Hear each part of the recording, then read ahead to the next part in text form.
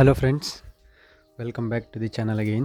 Breeding unit ಹೇಗೆ setup ಮಾಡ್ಬೋದು ಅಂತ ಸ್ವಲ್ಪ ಡಿಸ್ಕಸ್ ಮಾಡಿ. ಬ್ರೀಡಿಂಗ್ ಯೂನಿಟ್ ಅಂತ ಬಂದ ಕೂಡಲೇ ನಿಮಗೆ ಫಸ್ಟ್ ಮ್ಯಾಟ್ರ್ ಆಗೋದೇ ನಿಮಗೆ ರೇಷಿಯೋ, ಎಷ್ಟು ಫೀಮೇಲ್ಗೆ ಎಷ್ಟು ಮೇಲ್ ಬೇಕು. ಮತ್ತು ನಿಮ್ಗೆ ಇವಾಗ ವೆದರ್ ಕಂಡೀಷನ್ಸ್ ವೇರಿ ಆದಾಗ ನಿಮಗೆ ಕಂಟಿನ್ಯೂ ಪ್ರೊಡಕ್ಷನ್ ಹೇಗೆ ಮಾಡ್ಬೋದು. ಸೊ ನೀವೆಲ್ಲ ಮೇಂಟೈನ್ ಮಾಡಿದಾಗ ನಿಮಗೆ ಕ್ವಾಲಿಟಿ ಔಟ್ಪುಟ್ ಆಟೋಮೆಟಿಕ್ಲಿ ಬರುತ್ತೆ. ಸೊ ಇದಕ್ಕೋಸ್ಕರ ನಾವು ಏನೆಲ್ಲ ಮಾಡ್ಬೋದು ಅಂತ ನೋಡುವ. ಸೊ ರೇಷಿಯೋ ಬಂದುಬಿಟ್ಟು ನೀವು 10 ಫೀಮೇಲ್ಗೆ 1 ಮೇಲ್ ಥರ ರೇಷಿಯೋನ ಮೇಂಟೈನ್ ಮಾಡಬೇಕು. ಸೊ ನಾನಿಲ್ಲಿ ಇವಾಗ ನಿಮಗೆ ವೀಡಿಯೋದಲ್ಲಿ ನೋಡ್ತಿರ್ಬೋದು. ಸೊ ನಾನಿಲ್ಲಿ 2 ಹುಂಜನ ಸಾಧಾರಣ ಒಂದು 18 ಅಥವಾ ಒಂದು 20 ಹೆರಡೆಗೆ ಬಿಟ್ಟಿದ್ದೇನೆ. ಸೊ ಇಲ್ಲಿ ನಿಮಗೆ ನಾನು ಹೇಗೆ ಮೇಂಟೈನ್ ಮಾಡ್ತಿದ್ದೇನೆ ಅಂದರೆ, ನೀವು ಹೇಗೆ ರೇಷಿಯೋ ಅಂದರೆ 10ಕ್ಕೆ 1 ಹುಂಜ ಥರ ರೇಷಿಯೋನ ಮೇಂಟೈನ್ ಮಾಡ್ಕೋಬೋದು. ಇಲ್ಲಿ ಏನಂದರೆ ಮೇನ್ಲಿ ನೀವು ಬೇರೆ ಯಾವುದೇ ಲೈಕ್ ಇವಾಗ ಜಸ್ಟ್ ಮೆಚ್ಯೂರ್ ಆಗಿರುವಂಥ ಮೇಲ್ಗಳನ್ನು ಯಾವತ್ತು ಅವುಗಳ ಜೊತೆ ಕಂಬೈನ್ ಮಾಡಬಾರ್ದು. ಅಟ್ಲೀಸ್ಟ್ ನಿಮಗೆ ಬ್ರೀಡರ್ ಏನಿದೆ ಸೊ ಅದು ನೀವು 1 ಇಯರ್ ಅಥವಾ 1.5 ಇಯರ್ ಆಗಿರೋದನ್ನು ಚೂಸ್ ಮಾಡ್ಕೋಬೇಕು. ಸೊ ನೀವಿವಾಗ ಬ್ರೀಡಿಂಗ್ ಮಾಡ್ಕೋಬೇಕಾದ್ರೆ 10ಕ್ಕೆ 1 ರೇಷಿಯೋಲ್ಲಿ ಮೇಂಟೈನ್ ಮಾಡಿದರೆ ನಿಮಗೆ ಕ್ವಾಲಿಟಿ ಔಟ್ಪುಟ್ ತೆಗಿಬೋದು. ಸೊ ಇದರಲ್ಲೂ ನೀವು ಇವಾಗ ಸೆಟ್ ಥರ ಮಾಡ್ಕೊಂಡು ಸೆಟ್ ಯಾವ ಥರ ಅಂದರೆ ರೂಟೀನ್ ವೈಸ್. ಇವಾಗ ನನ್ನ ಹತ್ರ 25 ಹೆರಡೆ ಇದೆ. ಸೊ 25 ಹೆರಡೆಯಲ್ಲಿ ನಾನಿವಾಗ 5ಕ್ಕೆ ಫಸ್ಟ್ ಮೀಟ್ ಮಾಡಿಸ್ತೇನೆ. 10 ದಿನಕ್ಕೆ 5 ಹೆರಡೆಗಳು ಮೊಟ್ಟೆ ಇರ್ತವೆ. ಸೊ ಅಂದರೆ ಅಬೌಟ್ ಒಂದು 40ರಿಂದ 45 ಮೊಟ್ಟೆ ಒಂದು 10 ದಿನದಲ್ಲಿ ನಾನು ಅಪ್ಟೈನ್ ಮಾಡುವಾಗೆ ಕ್ರಾಸಿಂಗ್ ಮಾಡಿಸ್ತೇನೆ.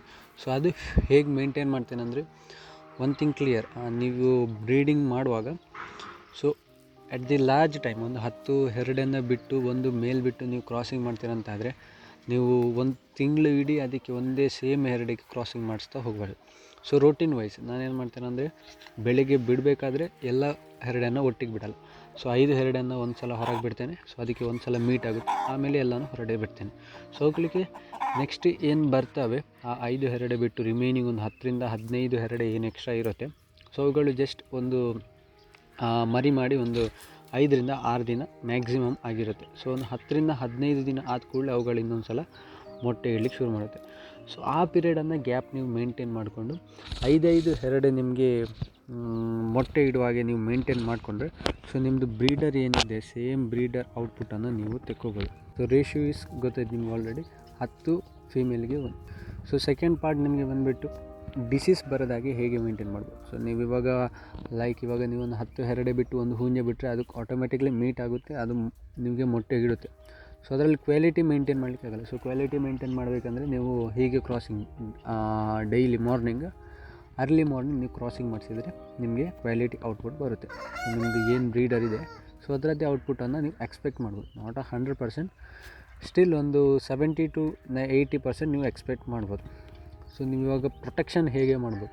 ಸೊ ಪ್ರೊಟೆಕ್ಷನ್ ಒಂದೇನೆಂದರೆ, ನಿಮಗೆ ಡಿಸೀಸ್ ಬರೋದಾಗಿ ಏನಂದರೆ ಅವುಗಳಿಗೆ ಆದಷ್ಟು ನೀರಲ್ಲಿ ಜಾಸ್ತಿಯಾಗಿ ಲೈಮ್ ಡಸ್ಟ್, ಮತ್ತೊಂದು ನಿಮಗೆ ಆ್ಯಂಟಿಬಯೋಟಿಕ್, ಎನಿ ಆ್ಯಂಟಿಬಯೋಟಿಕನ್ನು ವೀಕ್ಲಿ ಒನ್ಸ್ ಸಪ್ಲೈ ಕೊಟ್ಟರೆ ಸಾಕು. ಸೊ ಅದರ ಜೊತೆ ನೀವು ರೋಮಿಂಗ್ ಬಿಡೋದ್ರಿಂದ ಅಂದರೆ ತಿರ್ಗಾಡ್ಲಿಕ್ಕೆ ಬಿಡೋದ್ರಿಂದ ಸೊ ನಿಮಗೆ ಅಂಥದ್ದೇನು ಡಿಸೀಸ್ ಅಟ್ಯಾಕ್ ಕಡಿಮೆ ಇರುತ್ತೆ. ಸೊ ಬ್ರೀಡ್ ಕ್ವಾಲಿಟಿ ನಿಮ್ಮದು ಒಳ್ಳೆ ಇದ್ದರೆ ಡಿಸೀಸ್ ಆಟೋಮೆಟಿಕ್ಲಿ ಕಡಿಮೆ ಇರುತ್ತೆ. ನೀವು ಬ್ರೀಡ್ ಕ್ವಾಲಿಟಿ ಅಥವಾ ಬ್ರೀಡ್ ನೀವು ಸೆಲೆಕ್ಟ್ ಮಾಡಬೇಕಾದ್ರೆ ಡಿಸೀಸ್ಡ್ ಬ್ರೀಡನ್ನೇ ನೀವು ಸೆಲೆಕ್ಟ್ ಮಾಡಿದರೆ ನಿಮಗೆ ಆಟೋಮೆಟಿಕ್ಲಿ ಅದು ಕಂಟಿನ್ಯೂಷನ್ ಬರುತ್ತೆ. ಸೊ ಅದಕ್ಕೋಸ್ಕರ ಸೆಲೆಕ್ಟ್ ಮಾಡಬೇಕಾದ್ರೆ ಯಾವತ್ತು ಡಿಸೀಸ್ ಫ್ರೀ ಬ್ರೀಡರ್ಸನ್ನು ಸೆಲೆಕ್ಟ್ ಮಾಡಬೇಕು. ಸೊ ಅದರಿಂದ ನಿಮಗೆ ಔಟ್ಪುಟ್ನು ಒಳ್ಳೆ ಎಕ್ಸ್ಪೆಕ್ಟ್ ಮಾಡ್ಬೋದು. ಮತ್ತೊಂದು ಏನಂದರೆ ನಿಮಗೆ ಚಿಕ್ಸ್ ಒಳ್ಳೆ ಡೆವಲಪಿಂಗ್ ಸ್ಟೇಜಲ್ಲಿ ಇರ್ತವೆ.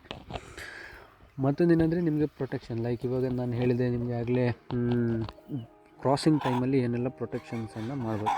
ಸೊ ಕ್ರಾಸಿಂಗ್ ಟೈಮಲ್ಲಿ ನಿಮಗೆ ಏನಂದರೆ ಮೇನ್ಲಿ ಡೈಲಿ ಮಾರ್ನಿಂಗ್ ಕ್ರಾಸಿಂಗ್ ಮಾಡಿಸೋದು ಒಳ್ಳೆ.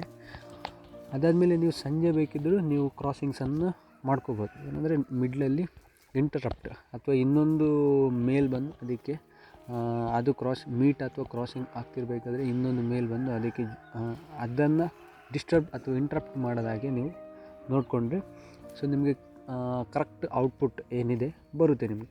ಇಲ್ಲಾಂದರೆ ನೀವು ಇನ್ ಕೇಸ್ ಇಂಟ್ರಪ್ಟ್ ಆ ಥರ ನೀವು ಮಾಡಿದರೆ ನಿಮಗೆ ಔಟ್ಪುಟ್ ಬರಲ್ಲ. ಏನು ಬ್ರೀಡರ್ಸ್ ಇದೆ ಆ ಬ್ರೀಡರ್ಸಿಗೆ ನಿಮಗೆ ಔಟ್ಪುಟ್ ಬರುತ್ತೆ. ನೀವು ಎಷ್ಟೇ ದೊಡ್ಡ ಹೆರಡೆ ಬಿಡಿ, ಎಷ್ಟೇ ದೊಡ್ಡ ಹುಂಜ ಬಿಡಿ, ಸೊ ಅದು ಮ್ಯಾಟ್ರ್ ಆಗಲ್ಲ ನಿಮಗೆ. ಸೊ ಎಷ್ಟು ಪ್ರಾಪರಾಗಿ ಕ್ರಾಸಿಂಗ್ ಮಾಡಿಸ್ತೀರ ಅಷ್ಟು ನಿಮಗೆ ಕ್ವಾಲಿಟಿ ಚಿಕ್ಸ್ ಅಥವಾ ಕ್ವಾಲಿಟಿ ಔಟ್ಪುಟ್ಟನ್ನು ಎಕ್ಸ್ಪೆಕ್ಟ್ ಮಾಡ್ಬೋದು.